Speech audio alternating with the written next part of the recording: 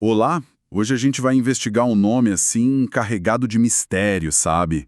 Que atravessa milênios, textos sagrados e chega até em práticas esotéricas bem atuais. Azazel. Uhum. A gente tem em mãos um material bem variado, a Bíblia hebraica, textos apócrifos como o livro de Enoque, tem ecos na tradição islâmica e até grimórios, né? Bem mais recentes. Ok, vamos mergulhar nesse universo. Com certeza. A nossa proposta aqui é justamente explorar as origens, o simbolismo denso e, claro, as interpretações mais contemporâneas de Azazel. Mas é importante dizer, né? A gente vai se ater estritamente ao que as fontes que a gente recebeu nos apresentam. Perfeito. É uma figura reconhecidamente complexa e o interessante é mapear como ela se transforma, o que ela passa a representar em cada contexto, sempre com base nesse material que temos. Ótimo. Então a ideia é seguir a trilha dessa figura enigmática. Começamos com um ritual antigo, meio obscuro lá no deserto, e vamos até, a posição de destaque que ele tem hoje em certas correntes da magia contemporânea. Exato. Talvez uma imagem inicial útil seja a do bode expiatório, né? Aquele animal solitário carregando os pecados para o ermo, uma imagem que já nos leva direto para as raízes de Azazel. A história documentada mais antiga, então, nos leva para o livro de Levítico, especificamente para o ritual de Yom Kippur, o dia da expiação judaico. Isso. É intrigante aquele detalhe dos dois bodes, um era sacrificado a Deus, mas o outro era destinado para Azazel. O que isso significava, assim, naquele contexto original? Olha, esse ritual em Levítico 16 é o ponto de partida crucial mesmo. Eram dois bodes, o mais parecidos possível, né? Eram trazidos e aí lançava-se sorte sobre eles. Certo. Um era designado para IHWA, para Deus, e virava uma oferta pelo pecado do povo. O outro era designado para Azazel. Sobre esse segundo bode, o sumo sacerdote colocava as mãos e confessava todas as transgressões, todos os pecados dos israelitas. E aí esse bode era levado por um homem específico para o deserto, para uma terra solitária, para carregar simbolicamente esses pecados para longe. A grande questão sempre foi o significado exato de Azazel. Porque não é um nome comum, certo? As fontes divergem um pouco sobre o que significa, né? Exatamente. As traduções e interpretações variam muito. Algumas das mais antigas, tipo a Septuaginta grega, entenderam como uma ação, sabe? Algo como o bode que se vai ou bode emissário. Em hebraico seria algo tipo es-ozel. Ah, entendi. Uma descrição da função do bode. Isso.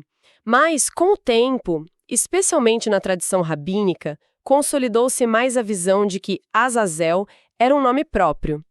Aí a questão passou a ser nome próprio de quê? De um lugar no deserto? Uma força? Uma entidade? E qual dessas interpretações ganhou mais força? A de ser uma entidade. Sim, essa leitura prevaleceu entre muitos comentaristas judeus, medievais e até mais antigos. Azazel passou a ser visto como o nome de um poder sobrenatural associado ao deserto. O deserto como lugar de caos, né? Fora dos limites da ordem, da civilização, um espírito ou demônio que habitava o ermo. O rabino Narmanides, lá no século XIII, chegou a associar Azazel a Samael, que é uma figura angelical caída importante no misticismo judaico, basicamente o adversário. Faz sentido a conexão. A lógica seria como que enviar os pecados de volta para a origem simbólica deles, para a fonte da impureza lá no deserto. Mas é fundamental notar, e os próprios textos judaicos como a Mishnah esclarecem isso, que não se tratava de adorar Azazel, de forma alguma. Ah, claro. Era um ato simbólico de purificação, de remover a culpa. Aliás, a Mishnah até descreve que o bode não era só solto, ele era levado a um penhasco e empurrado, para garantir que os pecados fossem, digamos, destruídos ou levados embora para sempre. Percebe a transição? Percebo. De uma palavra talvez ligada a uma ação ritual, para a personificação de uma entidade ligada ao ermo e à expiação. Faz todo sentido. De um elemento do ritual para uma figura do deserto associada à impureza. Mas, as fontes mostram que a história dele se complexifica muito depois disso, né? Especialmente nos textos apócrifos. É aqui que a coisa parece ganhar uma dimensão quase cósmica. o que o livro de Enoque nos conta. Ah, sim. O livro de Enoque, que é um texto judaico não canônico, provavelmente lá do século III ou II a.C., dá uma virada dramática na história de Azazel. Ele deixa de ser só essa figura meio obscura do deserto para se tornar um dos líderes de um grupo de anjos rebeldes, os Vigilantes, ou Grigori. Os Vigilantes. Isso. Segundo Enoque, esses anjos, liderados por figuras como Azazel e Shemi-Haza, eles desejaram as mulheres humanas, desceram à terra, se uniram a elas e, o ponto-chave, ensinaram segredos celestiais para a humanidade. Segredos proibidos, imagino eu. As fontes detalham que tipo de conhecimento era esse? Exato, proibidos. Conhecimentos que o texto considera a raiz da corrupção humana. Azazel, especificamente, é culpado por ensinar aos homens a arte da metalurgia. Metalurgia? É, como fazer espadas, facas, escudos, couraças, ou seja, as ferramentas da guerra. E ensinou às mulheres os segredos da cosmética, uso de maquiagem, adornos, pedras preciosas, com o objetivo, segundo o texto, de embelezamento e sedução, o que levou à promiscuidade e ao abandono da retidão. Nossa, quer dizer que ele é responsabilizado diretamente por isso. O livro de Enoque é muito enfático nisso. Chega a dizer, atribua-se a ele, Azazel, todo o pecado.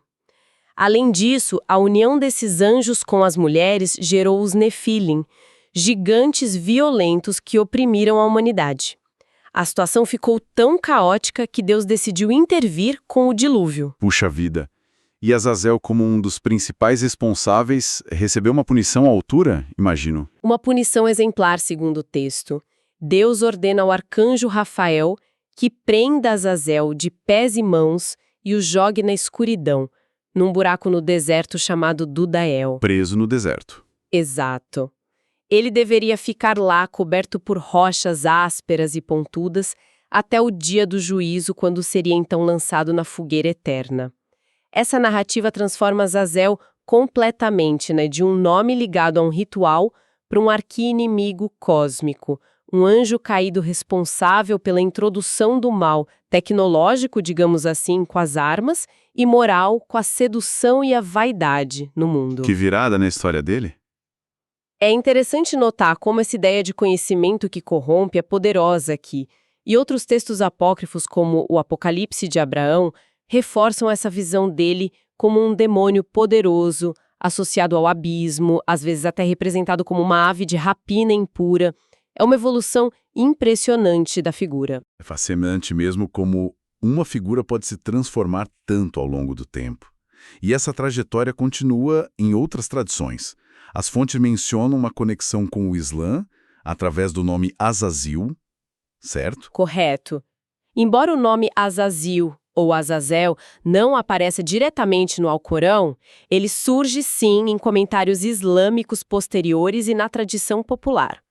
A identificação mais frequente é que Azazil era o nome original de Iblis. Iblis, a figura que corresponde a Satanás no Islã. Exatamente. Nessa visão, Azazil era um djin, ou às vezes um anjo, que era extremamente piedoso, muito elevado, mas ele se recusou a obedecer à ordem de Alá para se prostrar diante de Adão, o primeiro homem. Ah, a história da recusa. Isso. E esse ato de orgulho e desobediência o fez cair em desgraça e se tornar Shaitã, ou Satanás. Então ele seria tipo o Lúcifer islâmico, por assim dizer, antes da queda. Essa é a associação mais comum, sim, e muito difundida. No entanto, é interessante que existe uma lenda alternativa, menos conhecida, ligada à história de Harut e Marut, dois anjos mencionados no Alcorão, que foram enviados à Terra e sucumbiram à tentação. Certo. Em algumas versões dessa lenda, Azazel, ou nomes parecidos como Asa ou Azaia, também foi enviado para ser testado com paixões humanas, mas ao contrário de Harut e Marut, Azazel teria resistido, se arrependido de qualquer falha e sido permitido retornar ao céu. Nossa, essa versão é bem diferente. Coloca ele numa luz mais positiva. Sim, bem mais positiva, mas ainda assim reforça o tema central da provação angelical, do orgulho, das consequências da rebelião, temas que permeiam a história de Azazel em suas diversas formas, né? Com essa variedade toda de papéis espírito do deserto, anjo instrutor caído, Satanás pré-queda, fica a pergunta: como é que ele era imaginado visualmente? Existe uma imagem padrão de Azazel? Olha, na verdade, não. Não há uma iconografia única ou fixa para Azazel, o que reflete justamente essa complexidade toda das origens e das histórias dele. Faz sentido. Uma representação que é recorrente é a forma de bode, ou caprina. Isso está ligado diretamente ao bode de Levítico, claro, e também ao seirim. Seirim, o que são? São demônios ou espíritos em forma de bode que, segundo a Bíblia hebraica, habitavam lugares desolados e eram até objeto de culto proibido. A famosa gravura do Dictionnaire Infernal, de Colin de Plancy, lá do século XIX, mostra ele assim: uma figura humanoide com cabeça e pernas de bode carregando um estandarte, e o descreve como guardião dos bodes. Ah, essa imagem é clássica. Mas e a origem angelical dele, que a gente falou, mencionada em Enoque? Isso não gera outras imagens? Sim, definitivamente. A narrativa de Enoque leva a imagens de Azazel como um anjo caído. Pode ser um ser de antiga beleza celestial, mas agora sombrio, corrompido, ou mesmo uma figura monstruosa. Monstruosa como? As fontes mencionam formas como um dragão alado, isso no Apocalipse de Abraão, ou um querubim caído. A imagem dele acorrentado e enterrado no deserto também é muito forte simbolicamente. Entendi. E já no ocultismo moderno, essa fluidez se acentua ainda mais. Ele é frequentemente descrito como um metamorfo, capaz de aparecer de diversas formas para o praticante. O ponto-chave, eu acho, é que os símbolos que ele carrega. Como o bode, o anjo caído. Isso. O bode, o anjo caído, o demônio do deserto, o portador de conhecimento proibido, esses símbolos parecem ser mais consistentes e importantes do que uma única forma física. Entendi. Os símbolos são mais fixos que a imagem. Então, vamos focar nesses símbolos. O que Azazel representa essencialmente? Quais são os domínios dele, os atributos principais que emergem dessas fontes todas? O que é fascinante aqui é como diferentes temas se cristalizam nele, né? Primeiro, ele é, sem dúvida, um espírito do deserto. O deserto, em muitas culturas, representa o caos primordial, o ermo selvagem, o lugar fora da ordem social e divina. O lugar para onde se manda o indesejado. Exato. Azazel personifica essa força da desolação.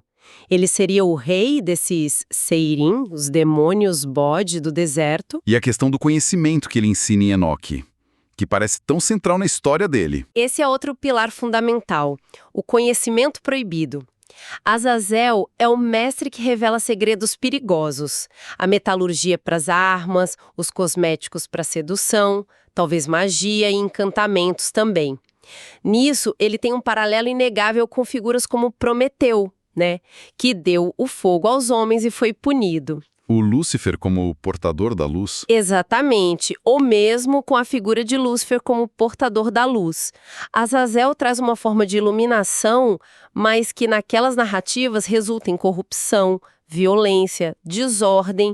É interessante que algumas correntes modernas, como o luciferianismo, o veem justamente como o portador da chama negra. Chama negra. É um símbolo da consciência desperta, da rebeldia intelectual, da sabedoria que desafia limites. Ele é, paradoxalmente, um iluminador e um corruptor, dependendo da perspectiva. E como fica o papel original dele? Lá de Levítico, ligado ao bode expiatório, isso ainda ecoa. Purificação do pecado.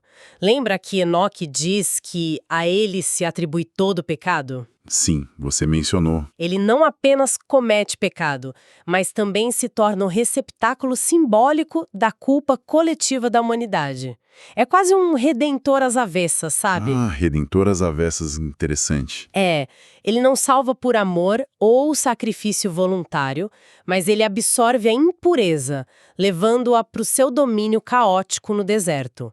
Ele representa a própria culpa que precisa ser expurgada. E claro, ele acaba sendo classificado como um demônio, em muitas tradições posteriores, né? Sem dúvida. Como anjo caído ou demônio, Azazel encontra seu lugar em diversas hierarquias infernais.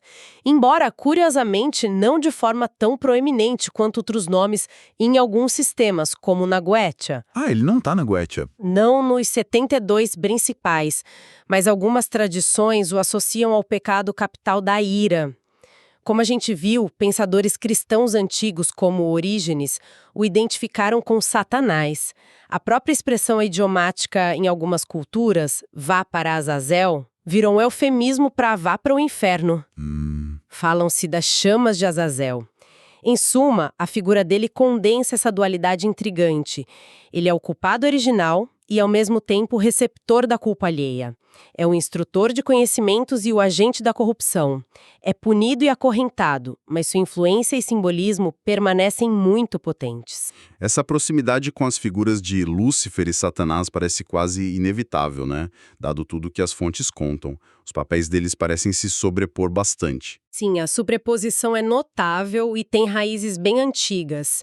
Embora Azazel venha originalmente do ritual judaico e da lenda dos vigilantes, e Lúcifer derive principalmente da interpretação cristã de uma passagem de Isaías sobre um rei babilônico caído. Que foi aplicada à queda de Satanás. Exato. Mas as narrativas convergiram. Já no século III, Orígenes estava conectando Azazel a Satanás. Teólogos cristãos viram no ritual do bode expiatório uma pré-figuração da obra de Cristo, com o bode para Azazel representando as forças demoníacas. Na cabala judaica, a ligação de Azazel com Samael, que frequentemente é identificado com Satanás, reforça essa ponte. E no Islã, como a gente falou antes. Isso. E no Islã, a identificação de Azazel como Iblis pré-queda é muito comum. Facilitou muito essa fusão. E o que exatamente facilitou essa fusão nas narrativas? Quais são os pontos em comum mais fortes? Os temas centrais são muito parecidos, né? E eles se reforçam mutuamente. A gente tem a rebelião de seres celestiais contra a autoridade divina, o orgulho como a motivação para essa rebelião, a subsequente queda e punição. Certo. E o papel de corromper a humanidade, seja ensinando artes proibidas, como Azazel em Enoque, ou pela tentação direta, como a serpente no Éden, que geralmente é identificada com Lúcifer ou Satanás. Ambos são adversários cósmicos, então. Exatamente. Ambos são vistos como adversários cósmicos, figuras poderosas que desafiaram a ordem divina e continuam a exercer influência mesmo depois de punidos. Essas semelhanças temáticas tornaram a fusão conceitual quase natural, especialmente no pensamento esotérico ocidental. Falando nisso, como essa figura complexa de Azazel é vista e utilizada no ocultismo contemporâneo? As fontes indicam que ele tem uma presença marcante hoje em dia. Passo bem significativo em várias correntes. No luciferianismo, por exemplo, autores como Michael W. Ford exploram muito essa via. Azazel é muitas vezes entendido como um aspecto, um nome ou até uma máscara de Lúcifer. Uma máscara de Lúcifer. Ele é invocado como portador daquela chama negra que eu mencionei, a centelha divina interior, a consciência autônoma. As pessoas buscam poder pessoal, conhecimento proibido, inspiração, a quebra de tabus sociais e religiosos. Ele é visto como uma força iniciática. E em caminhos que trabalham mais diretamente com entidades demoníacas, tipo o satanismo teísta. Como ele entra aí? No satanismo teísta e na demonolatria, onde os demônios são considerados entidades reais com as quais se pode interagir, Azazel é frequentemente uma figura importante, sim. Pode ser visto como um demônio de alta hierarquia, às vezes até equiparado a Satanás, outras vezes como um poderoso aliado ou tenente. E associado a quê, geralmente? É comumente associado ao elemento fogo, à força de vontade, disciplina e ao conhecimento, particularmente em áreas como estratégia, artes marciais e magia. O nome dele também é usado em rituais, inclusive para banimento, o que ecoa aquela função original dele de levar embora o indesejado, né? Faz sentido. Ele tem presença em grimórios mais antigos também ou é uma figura mais prominente no ocultismo recente? Ele aparece, mas de forma um pouco mais secundária se a gente comparar com os 72 espíritos listados na famosa Goetia, que faz parte da chave menor de Salomão. Ah, então ele não está naquela lista famosa. Não nessa lista específica, mas ele é mencionado em outros contextos da magia cerimonial, às vezes associado à direção cardial sul e ao elemento fogo. O Dicionário Infernal, que a gente já citou, coloca ele como o guardião dos bodes. John Milton, no Paraíso Perdido, retrata ele como porta-estandarte das legiões rebeldes de Satanás. Nossa, tem Milton. Sim. E textos antigos, como o Apocalipse de Abraão, o mostram como um demônio a ser confrontado e rechaçado. Mas, mais recentemente, sim, houve um ressurgimento claro do interesse. Ocultistas como E.A. Coaching, com aquele livro The Book of Azazel, alegam um contato direto e revelações. Ah, já ouvi falar desse livro. Pois é, apresentam ele como um tipo de demônio guardião de portais e mentor espiritual. Isso certamente influenciou práticas contemporâneas e comunidades online focadas em impactos e invocações. Além dessas correntes principais, ele aparece em outros lugares no esoterismo? Sim, a versatilidade simbólica dele permite adaptações. Na magia do caos, por exemplo, ele pode ser usado mais como um arquétipo, sabe? Um símbolo potente para acessar certos estados mentais, a gnose, ou para rituais de banimento psicológico, sem precisar da crença numa entidade literal. Entendi. Mas como uma ferramenta psicológica. Isso. Sua presença no neopaganismo é bem mais rara, mas talvez pudesse ser associada a aspectos mais sombrios ou selvagens do deus cornífero por alguns praticantes. No Templo de Sete, que é uma ordem iniciática, ele pode ser ligado a ideias de isolamento autoimposto, autoconhecimento profundo, e não podemos esquecer a cultura pop, né? Ah, sim. O Azazel dos X-Men. Exato. Personagens como ele, mesmo sendo ficção, mantêm o nome em circulação e acabam, por vezes, realimentando o interesse esotérico pela figura original. Que percurso impressionante de uma palavra ambígua num ritual de milênios atrás para essa entidade multifacetada com papéis tão diversos, desde textos antigos até o ocultismo global de hoje. Tentando amarrar tudo isso, o que a gente pode concluir sobre quem ou o que é Azazel, com base nesse material todo que a gente explorou? Olha, eu creio que a análise nos mostra Azazel como um exemplo extraordinário da plasticidade dos mitos e das figuras religiosas. Ele nasce ligado a um ato de purificação coletiva, né?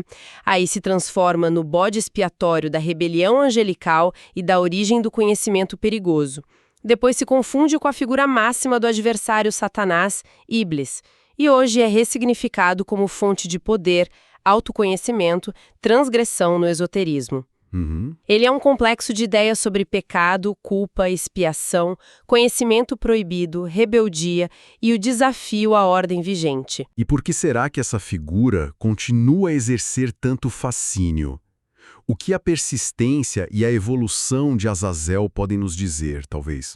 Para quem busca entender melhor o mundo através dessas narrativas, como o público que nos acompanha, Azazel é um estudo de caso muito valioso. A história dele ilustra como as sociedades projetam suas ansiedades, suas questões fundamentais, em figuras míticas. Questões como a origem do mal. Exato. A origem do mal, a natureza da culpa, os limites éticos do conhecimento e da tecnologia, a relação com a autoridade, seja divina ou social. A capacidade de Azazel de se adaptar e permanecer relevante por milênios demonstra a nossa necessidade contínua de lidar com esses temas complexos e, talvez, com a nossa própria ambivalência em relação a eles. Uma figura que reflete nossas próprias contradições, de certa forma. Pode ser. E isso nos deixa com uma reflexão final interessante, eu acho.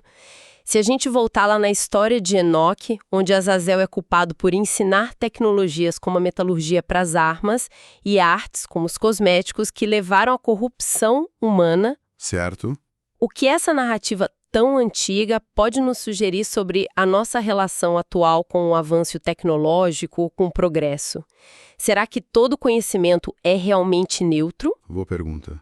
Ou será que, como a história de Azazel parece advertir há milênios, Certos tipos de avanço carregam um potencial intrínseco para desordem, para aquilo que o texto chamou de corrupção. É uma pergunta que ecoa desde o deserto de Dudael até os dilemas da nossa era digital, não acha?